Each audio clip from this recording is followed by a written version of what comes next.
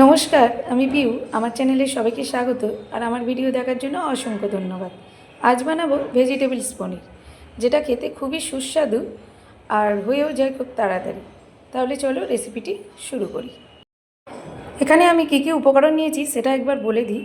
আছে 200 গ্রাম পনির, অল্প কিছু ভেজিটেবলস, আছে 3 রকম বেল পেপার, লাল, ইয়েলো, গ্রিন, অল্প মটরশুঁটি, অল্প গাজর আর অল্প কিছু ব্রকলি। এখানে নিয়েছি 2 চামচ টক দই, 1.5 চামচ পোস্ত, অল্প কিছু কাজু, 1 ইঞ্চি আদা, 3টে কাঁচা লঙ্কা আর একটা মিডিয়াম সাইজের টমেটো। তো এখানে আমি একটা কড়াই নিয়ে নিয়েছি। কড়াইতে এবার আমি পরিমাণ মতো তেল দেব। সাদা তেল দিলাম। তেল গরম হয়ে গেছে, এবার আমি পনিরগুলো দিয়ে দেবো।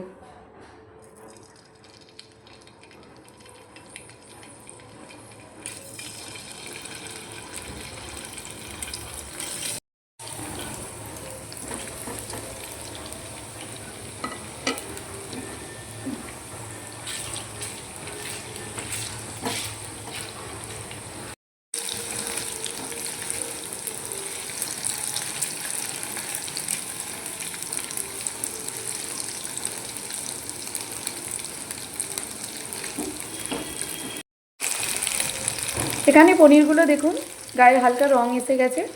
এইরকম স্টেজে এবার পনিরগুলো তুলে নেব। এবার ওই একই তেলে আমি ভেজিটেবলসগুলো ভেজে নেব।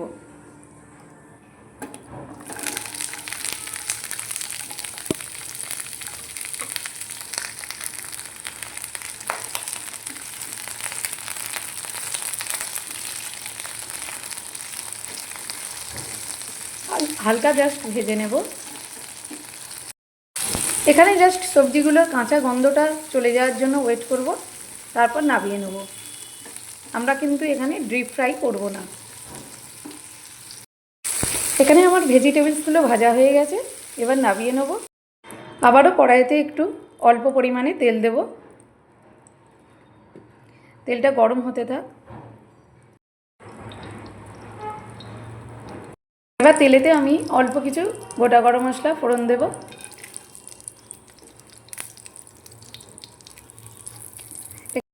এবার আমি আদা কাঁচা লঙ্কা বাটাটা দিয়ে দেবো।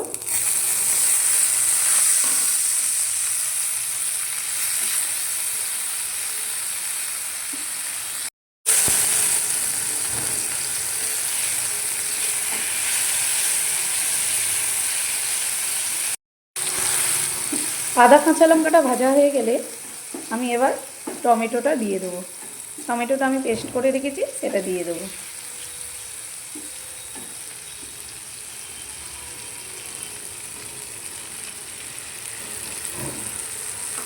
ভালো করে এবার কষতে হবে যতক্ষণ না টমেটো থেকে কাঁচা গন্ধটা চলে যায়।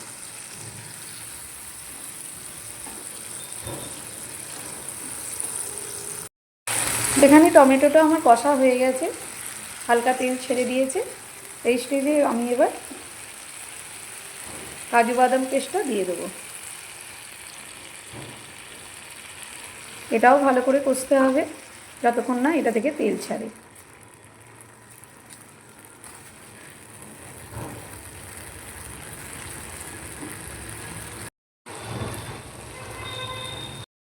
এখানে কাজু বাদাম আর পোস্ত পেস্টটা কষা ভালো করে হয়ে গেছে। এইরকম স্টেজে আমি এবার টক দইটা দিয়ে দেবো।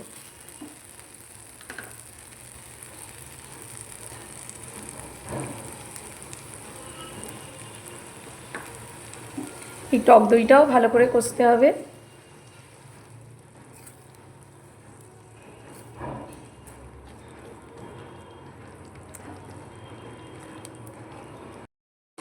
এখানে আমার টক দইটাও কষা হয়ে গেছে, এবার আমি সবজিগুলো এতে দিয়ে দেবো।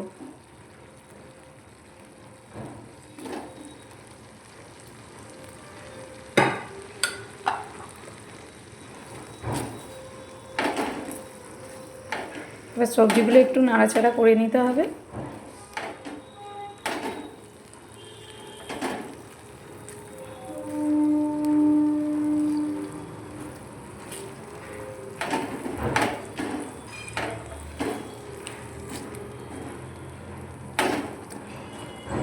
এবার আমি পনিরটাও দিয়ে দেবো।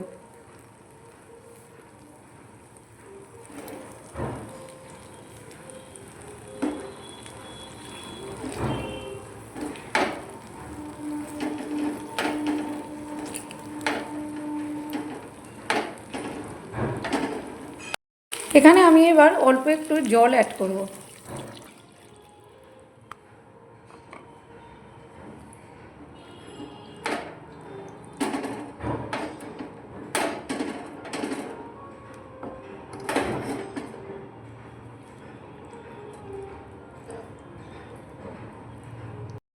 এখানে আমি 1 চামচ নুন, 1.5 চামচ চিনি আর 1 চামচ গোলমরিচ নিয়েছি। এটা আমি এবার দিয়ে দেবো।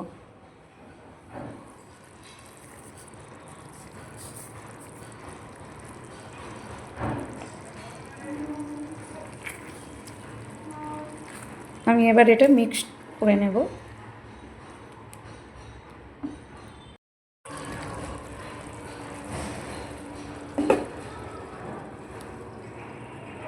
এখানে আমি 10 মিনিট পর চলে এলাম। কী অবস্থায় আছে এবার দেখব।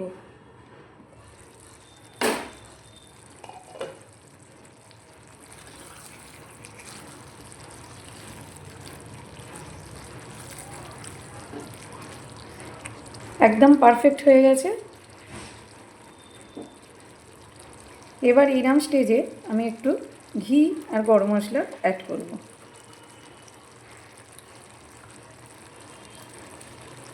আমি অল্প পরিমাণে ঘি ইউজ করেছি।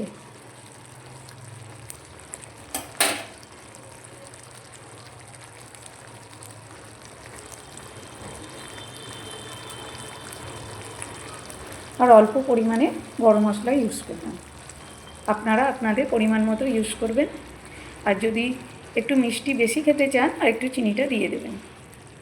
এবার আমি নামিয়ে নেব।